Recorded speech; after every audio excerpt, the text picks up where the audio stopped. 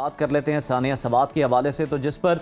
پوری قوم ہم دیکھ رہے ہیں کہ بہت زیادہ رنجیدہ ہے۔ دریائے سوات میں ڈوبنے والے ایک ہی خاندان کے جو افراد ہیں، 12 افراد کی لاشیں جو ہیں وہ نکال لی گئی ہیں، ایسا بتایا جا رہا ہے، جبکہ جاں بحق افراد کو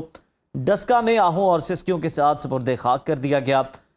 ایک لاپتہ بچے کی تلاش تا حال جاری ہے اور ثانی کی تحقیقاتی رپورٹ وزیر اعلیٰ خیبر پختونخوا علی امین گنڈاپور کو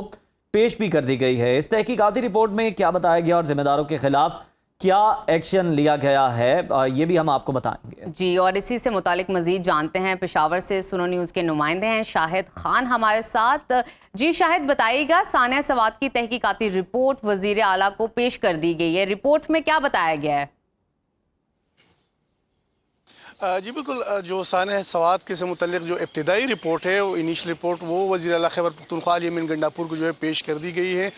اس میں جو بات سامنے آئی ہے، اس میں یہ کہا گیا ہے کہ جو متاثرہ خاندان جو کہ بہہ گیا تھا پانی میں، وہ جو ہے وہ صبح کے وقت تقریباً کوئی 8:20 کے آس پاس جو ہے وہ ناشتے کے لیے جو ہے وہ نکلی تھی ہوٹل۔ جب وہاں پر گئے تو ہوٹل بند تھا، تو اس لیے ہوٹل کے پچھلی سائڈ پہ غیر قانونی ڈھابے بنے ہوئے تھے۔ یہ خاندان وہاں پہ گیا ہے ناشتے کی غرض سے تاکہ وہاں پر ناشتہ کر سکے۔ اسی دوران جو ہے فوری طور پر جو پانی ہے، جو پری مونسون بارشوں کی وجہ سے اکثر وہاں پر ان علاقوں میں اچانک ہی پانی کی سطح جو ہے بلند ہو جاتی، تو اسی طرح اس دن بھی ہوا کہ اچانک جو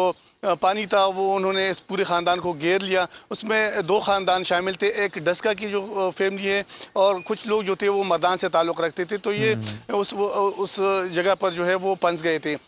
جن کے بارے میں یہ بھی بتایا گیا ہے اس رپورٹ میں کہ ریسکیو 1122 کو جب کال کی گئی تو انہوں نے تقریباً 40 منٹ کی تاخیر اس میں کی تھی پہنچنے میں، تو اس وجہ سے بھی جو ہے وہ کوتاہی کی گئی وہاں پہ۔ جب رپورٹ موصول ہوئی تو اسی دوران جو ہے اس میں یہ بھی بتایا گیا کہ فوری طور پر جو وہاں کے اے ڈی سی تھے ان کو سسپینڈ کر دیا گیا، 2 اے سیز جو تھے ان کو بھی جو ہے اسی وقت جو ہے سسپینڈ کیا گیا تھا، اور ساتھ ساتھ جو ریسکیو 1122 کے جو ضلعی ہیڈ تھے ان کو بھی جو ہے وہ سسپینڈ کیا گیا تھا۔ بعد میں جب یہ انیشل رپورٹ پیش کی گئی تو اس کے دوران جو ڈپٹی کمشنر تھے شہزاد محبوب، ان کو بھی جو ہے سسپینڈ کر دیا گیا، اور بعد میں یہ شکایت اس میں سامنے آئی اس رپورٹ میں کہ سوشل میڈیا پر ایک تصویر چل رہی تھی کہ لاشوں کے لیے جو میتیں تھی ان کے لیے جو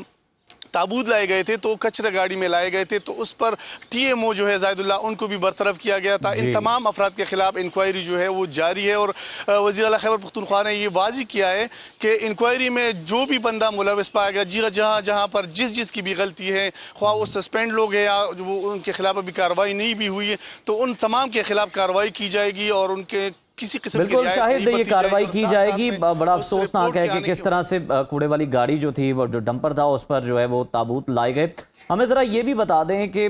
جو ڈیڈ باڈیز تھیں، کیا وہ ساری جو ہیں وہ ریکور کر لی گئی ہیں مکمل طور پر، یا ابھی بھی جو سرچ کا عمل ہے وہ چل رہا ہے؟ دیکھیے، ابھی صرف ایک ڈیڈ باڈی جو ہے اس کی سرچ کا عمل جاری ہے، باقی جو ہے وہ ریکور کر لی گئی۔ کل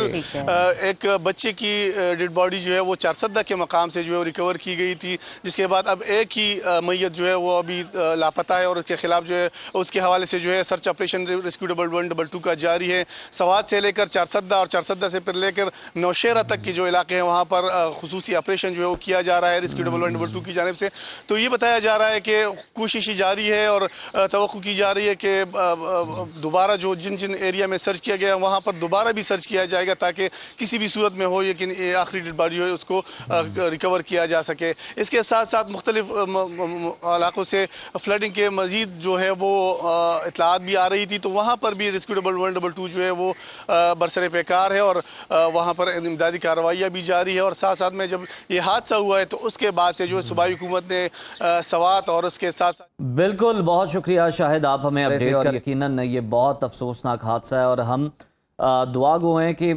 یہ بس آخری سانحہ ہو، اس کے بعد کوئی اس طرح کا سانحہ پیش نہ آئے، اور اسی سانحے کو دیکھتے ہوئے جو انتظامیہ ہے، جو ہمارے حکمران ہیں، یہ جاگ جائیں اور کوئی اس طرح کے انتظامات کر لیے جائیں کہ مستقبل میں اس طرح کی صورتحال جو ہے وہ نہ پیش آئے۔ جو بے بسی تھی ان کے چہروں پر، کس طرح وہ بیچارے جو تھے وہ ڈوب رہے تھے کہ کر کے، اور کتنے گھنٹے وہ وہاں پہ کھڑے رہے ہیں، مدد کے لیے پکارتے رہے ہیں، مدد کے لیے دیکھتے رہے ہیں، اور افسوس کی بات یہ حکمران तो मदद ना भेज सके, लेकिन वहां पे मौजूद जो लोग थे वो वीडियो बना रहे थे, लेकिन किसी ने रस्सी नहीं फेंकी, किसी ने लेकिन मदद नजर वो का उनसे सामान नहीं फेंका। काफी दूर थे वो बेचारे, वो भी बेबस थे, वो भी उनकी कोई उस तरह से मदद नहीं कर सकते थे। एक और सीसीटीवी भी सामने आई जिसमें ये भी नजर आया